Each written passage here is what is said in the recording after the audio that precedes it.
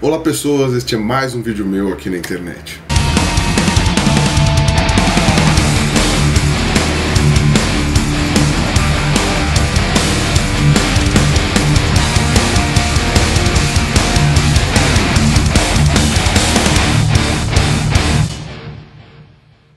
Bom, gente, eu tô gravando esse vídeo aqui para dar principalmente dois recadinhos para vocês, tá? São fundamentais, são do interesse de todos. O mais curto eu vou dar agora e o segundo é muito mais importante, mas vai requerer uma certa explicação. Bom, o primeiro é que eu cheguei na reta final do meu doutorado e não vai dar tempo. Ponto, simplesmente o tempo está se esgotando e eu não tenho muita coisa pronta. Então eu preciso correr feito um louco e isso vai me impedir de fazer vídeos. Então eu sei que muita gente me deu ideia de vídeo, eu tenho um monte de vídeo já gravado que eu preciso editar, eu tenho alguns vídeos escritos já que eu não consegui gravar e não vou fazer, sabe? Vou ver o que eu consigo fazer dependendo do tempo que eu conseguir, mas olha, sinto muito, eu já tô gravando esse vídeo para avisar que dificilmente eu vou conseguir cumprir essas metas porque eu preciso defender meu doutorado. Dessa forma eu espero a compreensão de vocês, tá? Pra minha ausência que vai acontecer a partir de agora.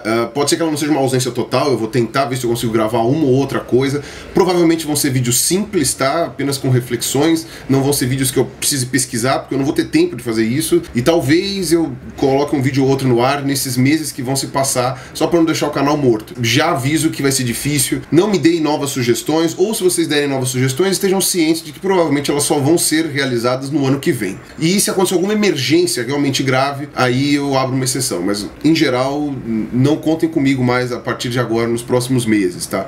Precisava deixar isso claro pra vocês. Dado o primeiro recado, eu preciso agora falar o segundo, que é muito mais importante. Eu preciso contar pra vocês a história de uma amiga minha. Essa minha amiga chama Camila, ela nasceu e mora no Rio de Janeiro, e ela está com leucemia. E o que aconteceu? Ela teve uma série de problemas, tá?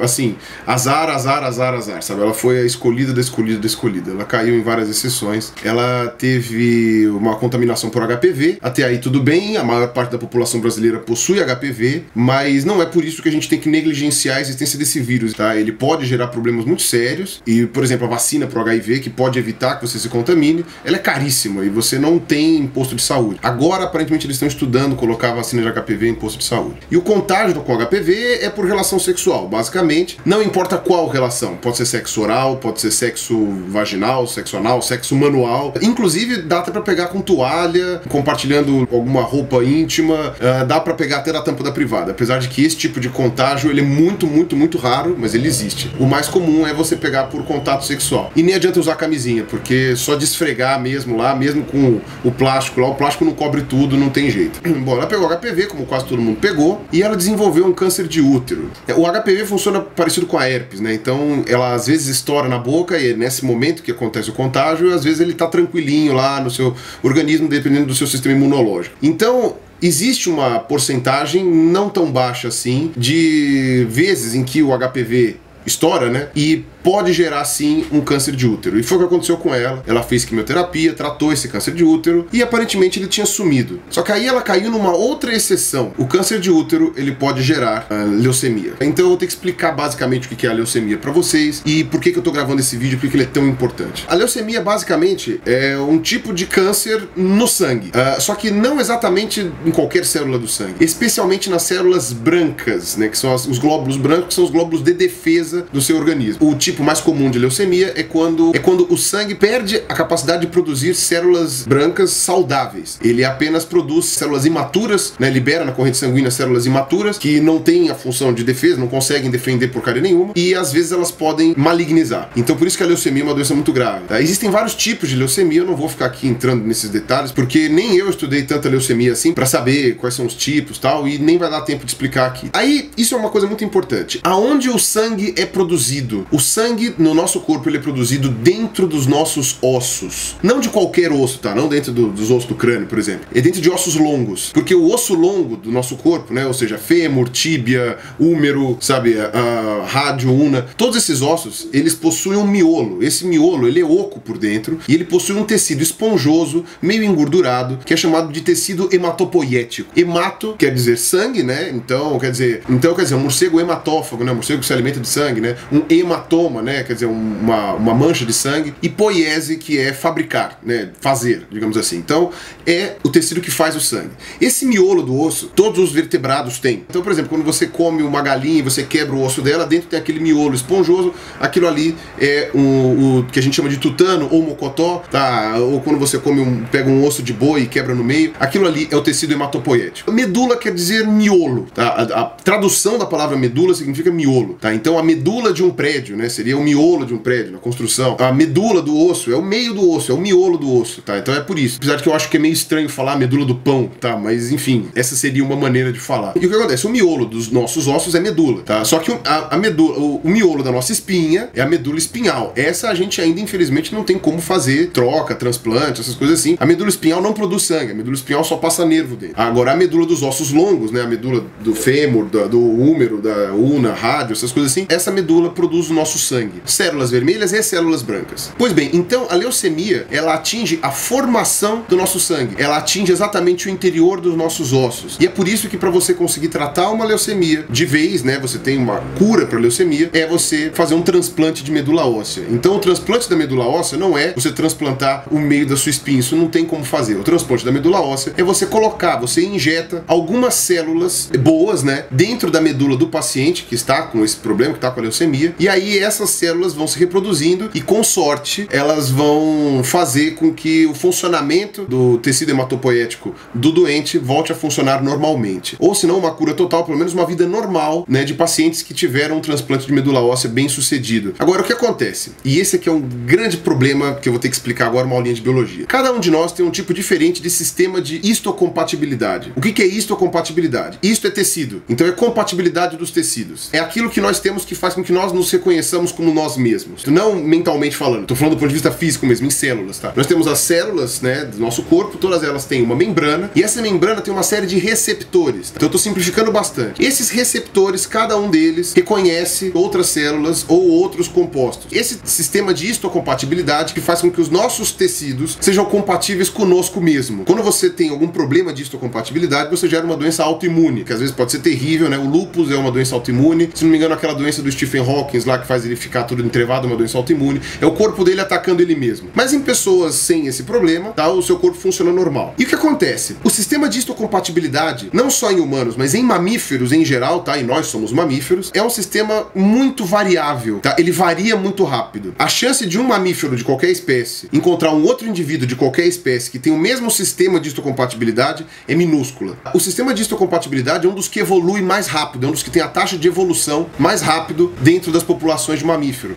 Evolução, tô falando de evolução biológica mesmo, não tô falando de progresso não, tá? É que a taxa de mutação desses genes é muito alta, é muito rápida, tá? Porque quanto maior a variabilidade de sistema de histocompatibilidade, melhor para a população, porque faz com que aumente a variabilidade de sistemas de defesa numa população. Isso diminui o risco da população inteira morrer caso tenha uma doença, por exemplo, sabe?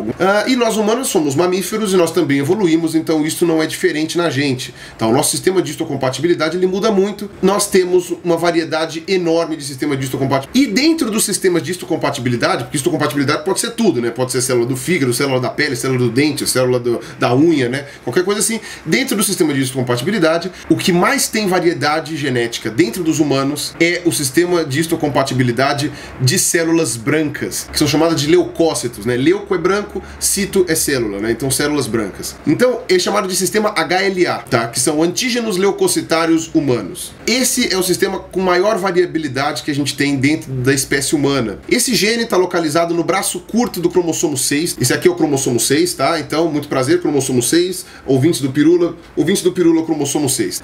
Ele tem um braço comprido e um braço curto, né? Ele é um cromossomo submetacêntrico, né? Que é assim que é chamado. E ele possui esse braço curto dele aqui, exatamente aqui, os genes que determinam o sistema de histocompatibilidade. Existem vários sistemas HLA, porque existem pelo menos uns 10 genes ali nesse braço curto do cromossomo que fazem esse sistema de histocompatibilidade de leucócitos. Dentro de todos esses HLA, tem HLA-A, HLA-B, HLA-D, HLA bolinha, sei lá o que. Todos esses daí, você misturando, você tem uma variabilidade de cerca de 20.200 tipos, somando todos, até 2013, agora onde a gente tá, né? Que o pessoal vai descobrindo novas variedades o tempo inteiro. Vou deixar aqui embaixo o link falando de onde eu tô tirando isso daqui.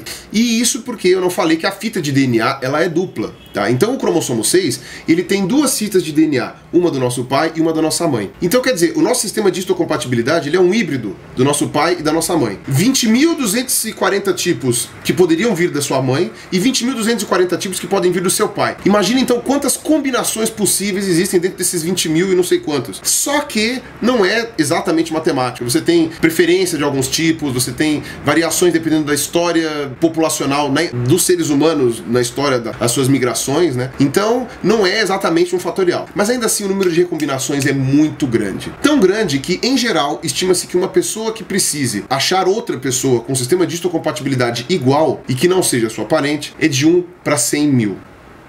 Exatamente, 1 para 100 mil pessoas, tá? Ou seja, a cura para a leucemia é um transplante de medula óssea. Essa medula óssea tem que ser compatível com a sua. Ela não pode ser qualquer medula óssea, senão acontece exatamente o pior. Então, quando você transplanta um rim ou um coração, sei lá, você tem o problema da rejeição, por quê? Porque o seu organismo tem esse sistema de histocompatibilidade, ele reconhece que aquele coração, aquele rim não é seu, e ele tenta expulsar esse coração do seu organismo. Tá? E geralmente você morre. Por isso você tem que tomar remédios contra a rejeição. Com a leucemia é mais complicado, porque se você gera rejeição no processo de leucemia, você vai gerar rejeição exatamente produzindo células de defesa. Ou seja, as células de defesa do seu organismo vão passar a te atacar. E isso vai gerar a sua morte. Então você precisa fazer um transplante de medula óssea com alguém que seja compatível com você. Qual é o problema? O seu pai e a sua mãe não podem doar medula óssea para você, porque eles são compatíveis apenas em 50%, metade do pai, metade da mãe. A menos que os seus pais sejam parentes de alguma forma, tá? Então seus pais podem ser primos,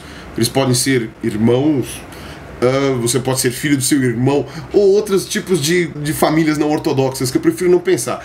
Mas, grosso modo, seus pais não são parentes, por isso que seus pais não podem doar. Então, quem é geralmente o doador melhor para uma pessoa que necessita desse transplante é um irmão.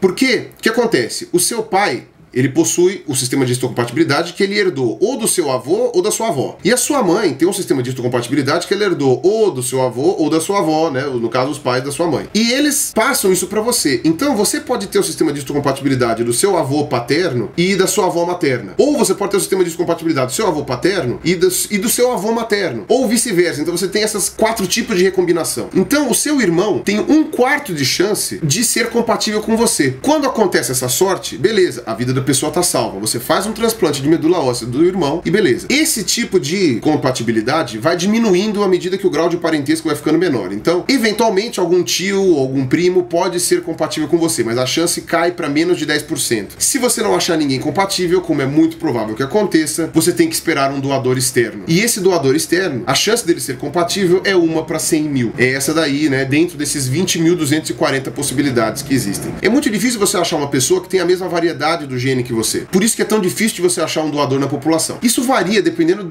da história do povo. E não é uma cláusula pétrea, tá? Mas em geral, se a sua família é de origem europeia, não sei, do norte, da Europa, é mais fácil você encontrar doadores dentro daquela região. Se a sua família vem de uma tribo do leste da África, é mais fácil procurar dentro dessa tribo. O mesmo vale para os indígenas aqui do Brasil e em qualquer lugar do mundo. O Brasil, como é um país muito miscigenado, então a solução pode estar em qualquer lugar. Então, por exemplo, a Camila, que é essa minha amiga que está precisando dessa doação, a família dela tem origem francesa. Se ela morasse lá na França, que ela encontrasse outros doadores dentro de origem francesa, talvez da mesma cidade de onde veio a família dela. Aqui no Brasil, tanto faz, ela pode receber a doação, às vezes a compatibilidade vai vir, sei lá, de um negão, às vezes vai vir de um japonês, a gente não sabe, tá? Isso daí é completamente variante, não tem como prever. Então o único jeito que a gente tem de salvar a Camila, no caso eu tô falando da Camila, tá? Daqui a pouco eu falo de outras pessoas, porque é ela que tá me deixando triste e preocupado. É achar um doador. E o único jeito da gente achar um doador é a gente saber como que é o sistema de histocompatibilidade de cada uma das pessoas da população. Só que o governo não pode fazer esse tipo de coisa, de pegar a informação dessas pessoas. Pelo menos ele ainda não faz isso. O que acontece? Você tem que voluntariamente ir em um hemocentro, registrar o seu sangue, e ele vai para um banco. Este banco de dados vai estar lá registrado qual é o seu sistema de histocompatibilidade. O médico vai poder ter acesso a esse banco e ele vai poder achar essa pessoa.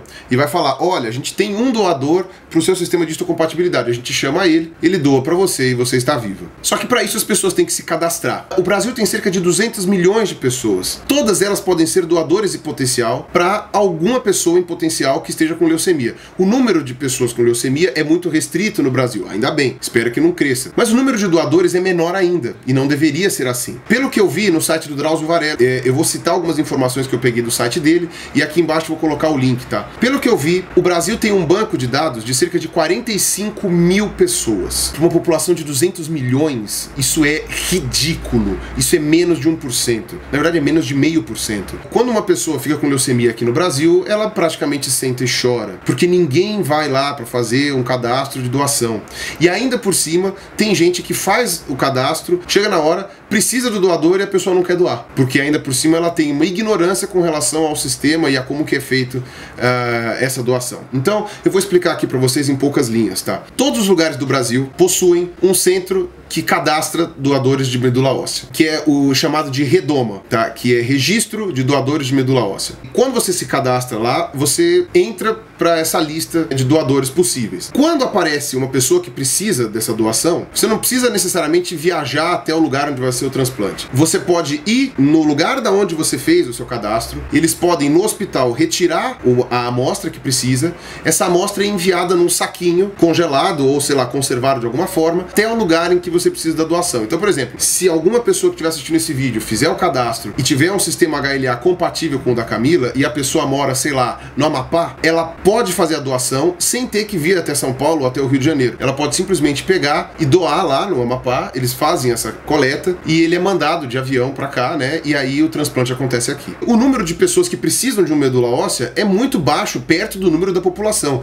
Tem casos de pessoas que nunca são chamadas, tem casos de pessoas que ficaram 10 anos na lista e nunca foram chamadas, tá? Porque não apareceu ninguém compatível com elas, que precisa de doação. Mas a pessoa fica com medo de fazer o cadastro, exatamente porque se por um acaso ela for chamada, ela vai ter que doar a medula, e deve doer muito tirar um teco da sua medula óssea, né? Do miolo do osso. Na verdade, não é tão complicado assim. Tem duas maneiras de você doar a medula. Uma delas, que é a mais antiga, né, é o método de punção mesmo. É óbvio que isso é feito com anestesia, tá? Eles enfiam uma agulha, extraem o miolo do osso, geralmente do osso da bacia, que é o osso mais fácil de você conseguir tirar, e não fica cicatriz nenhuma, não fica marca nenhuma, fica um pontinho só do furinho e acabou. Como você tem que tomar uma anestesia, você fica 24 horas em observação, depois você sai, vida normal. Não vai ter dor nenhuma, só a picada da anestesia. O segundo sistema, que é um sistema parecido com o de hemodiálise. Você toma um remédio que vai estimular a produção de células-tronco do seu sistema hematopoético, né? Essas células-tronco, que podem se transformar em qualquer coisa, né? Elas são então removidas através de uma filtragem do sangue. É um procedimento que dura 4 horas, você fica lá conectado com a máquina, e depois todas essas células do seu corpo são filtradas, são colocadas num saquinho e vão para o doador. Ainda que você ache um procedimento horrível e uma coisa,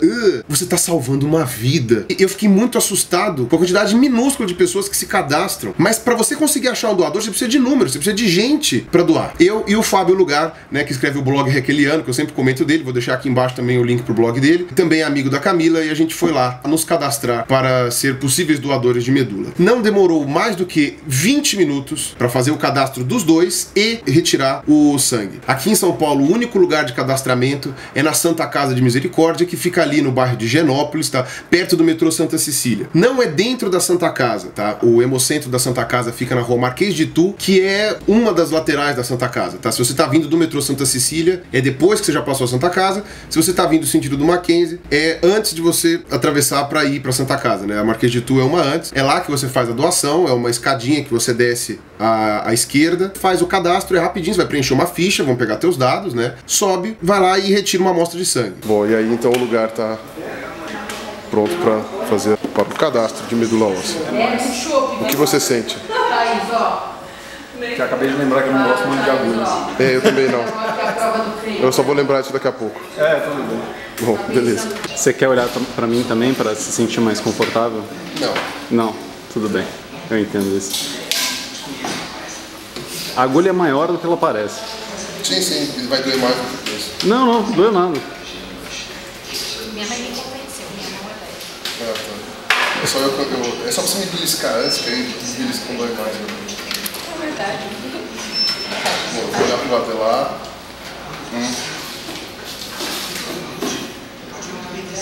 Eu detesto a agulha. Desde que eu nasci. Elas também não gostam muito de você. Continuo detestando agulhas.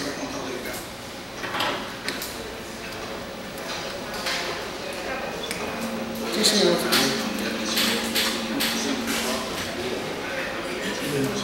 não, só para as pessoas terem uma noção de como eu detesto agulha. E a despeito disso, eu vim aqui. E pronto. Esse aqui foi o máximo de sequela que eu tive para fazer esse tipo de procedimento. Eles me deram uma carteirinha. Essa aqui é a carteirinha que eu ganhei, que agora é a minha carteirinha de doador de medula óssea. A Associação da Medula Óssea, né, chama AMEO, né, é uma ONG. São eles que coordenam esse tipo de doação aqui no Brasil. Então agora vem o meu pedido encarecido para todos vocês, tá? Procurem o lugar mais próximo da casa de vocês ou da cidade de vocês para fazer um registro de doador de medula óssea. Eu não sei aonde fica o centro de cadastro de doador de medula óssea em outros estados do Brasil, tá? Em outras cidades, inclusive, né, do estado de São Paulo, eu não sei onde fica, mas eu sei que tem. Do Rio de Janeiro eu sei que tá no site do Drauzio Varela. Se vocês quiserem saber, vocês clicam aqui embaixo. Não só pela Camila, tá? Que é uma pessoa que é minha amiga pessoal e eu tô muito preocupado com ela, porque se ela não encontrar um doador de medula, eu vou ter que despedir dela, sabe? Pra daqui, sei lá, no máximo um ano, ela vai embora, sabe? Ela despede do mundo e dentro da minha concepção de vida pra lugar nenhum, né? Então, é muito triste isso, muito doloroso. Ela tem o quê? 27 anos, talvez? Ela não chega a ter 30 anos ainda. Eu fico muito triste, né, com a realidade dela, porque ela é uma pessoa que eu conheço. E o Drauzio Varela falou no site dele que a maior parte das pessoas só se mobiliza para esse tipo de problema quando isso acontece com eles. Eu entendo isso das pessoas, tanto entendo que isso está acontecendo comigo. Aí muitas pessoas que não gostam de mim vão me chamar de hipócrita, né? Ah, você, agora que está com uma amiga que precisa, você fez esse negócio da medula óssea, antes você não fez. Mas é lógico, antes disso eu poderia ter falado de um monte de coisas que eu não falei, sabe? Eu nunca falei dos problemas dos mutilados de guerra, eu nunca falei do problema dos aidéticos, eu nunca falei do problema dos queimados que precisam de transplante de pele, eu nunca falei do problema do sem teto, eu nunca falei dos problemas todos em geral da humanidade, porque eu não tenho nem tanto tempo de gravar vídeo assim e não tenho como pesquisar tanta coisa ao mesmo tempo. Eu sou só eu. Agora, dessa vez houve uma motivação maior. Então essa motivação foi a que me fez gravar esse vídeo. Fez eu me conscientizar do problema que é a falta de doadores de medula óssea no Brasil. Eu tenho 80 mil inscritos agora. Se cada um de vocês pudesse cadastrar como doador de medula, pode ser, eu acho que os dados demoram coisa de 15 dias para cair na lista, né, de doadores, né, naquele cadastro. Eu acho que tem uma possibilidade de encontrar. A chance no mundo é de 1 em 100 mil. Pelo que o Drauzio Varela falou e a mulher que ele entrevistou no site deles, no Brasil a chance pode ser de 1 em 10 mil. Então quer dizer, pode ser que dentro dos meus inscritos tenham 8 pessoas capazes de doar a medula para Camila e salvar a vida dela. Mesmo que não tenha ninguém entre os meus inscritos capaz de doar a medula para Camila, muito provavelmente vai ter entre os meus inscritos alguém capaz de doar a medula para alguma pessoa que esteja precisando, alguma pessoa que esteja com leucemia. É uma doença horrorosa também, porque você, além de você abreviar muito a vida de pessoas que ainda têm muito para viver, você ainda abrevia de forma dolorosa e triste. Então eu peço que vocês vão e se cadastrem, tá? Tem algumas restrições, ok? Uma delas é a idade, você não pode ter menos de 18 anos. Eu perguntei exaustivamente pra mulher lá por que não pode. Ela falou que tem uma questão legal. Você não pode extrair sangue para bancos de dados para pessoas menores de 18 anos. A menos que seja um pedido específico do médico. Então, no caso, se for um irmãozinho, se for um priminho, aí você pode. Mas então, se você que está assistindo meu vídeo é meu inscrito e não tem 18 anos, você enche o saco dos seus pais, dos seus tios, dos seus primos, vocês façam greve de fome enquanto não for todo mundo se cadastrar como doador de medula óssea. Mostrem esses vídeos para os seus pais, para os seus primos, para os seus tios, para os seus amigos de escola, para os professores dos seus colégios, tá? Ou não precisa mostrar nem meu vídeo, mas pelo menos conte o caso para eles e fale da importância de fazer esse cadastro para doador de medula. Então aí você não pode doar. Se você vai fazer 18 anos no ano que vem, tá? Talvez seja tarde demais para Camila, mas vocês podem fazer o cadastro para doar para outras pessoas. Outra coisa, se você tiver mais de 54 anos, você não pode fazer o cadastro também.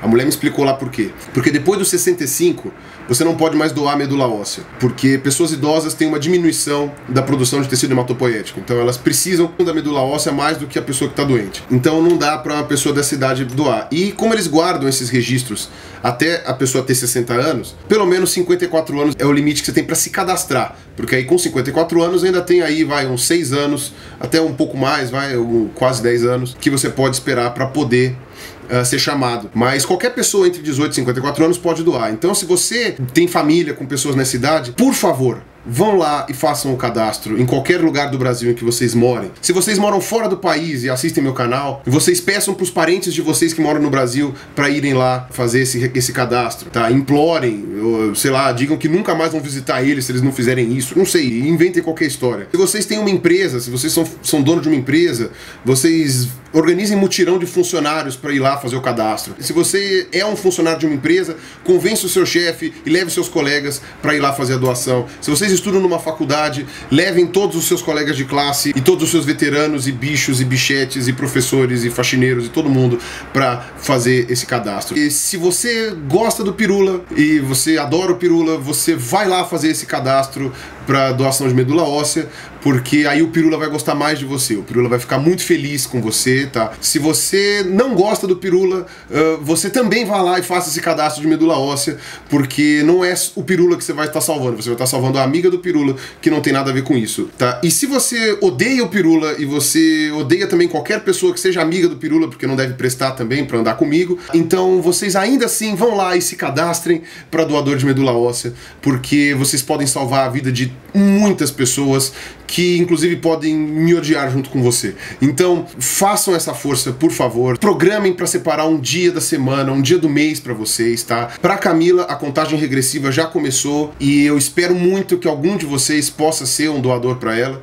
Mas caso não possa, vocês ainda podem salvar a vida de muita gente que tá por aí precisando disso. E sei lá, espalhem essa ideia, tá? A ideia seria que talvez algum vlogueiro grande talvez pudesse também fazer esse tipo de ajuda, ou poder incentivar ou estimular, alguma coisa assim, tá? Então, não sei, espalhem essa ideia, gravem seus vídeos, não sei, façam alguma coisa. É sério, eu acho que eu nunca pedi de coração uma coisa tão forte pra vocês. Por favor, não deixem isso de lado, tá? Eu tô pedindo de coração pra vocês, tá? Vão lá e se cadastrem, é só isso que precisa. E aí, talvez, daqui a um mês, a gente já possa saber se algum de vocês é compatível com a Camila, e se não for compatível com ela, se alguém pode realmente ajudar a salvar alguma vida. Tá bom, gente? Então, ó, obrigado mesmo e falou aí pra vocês.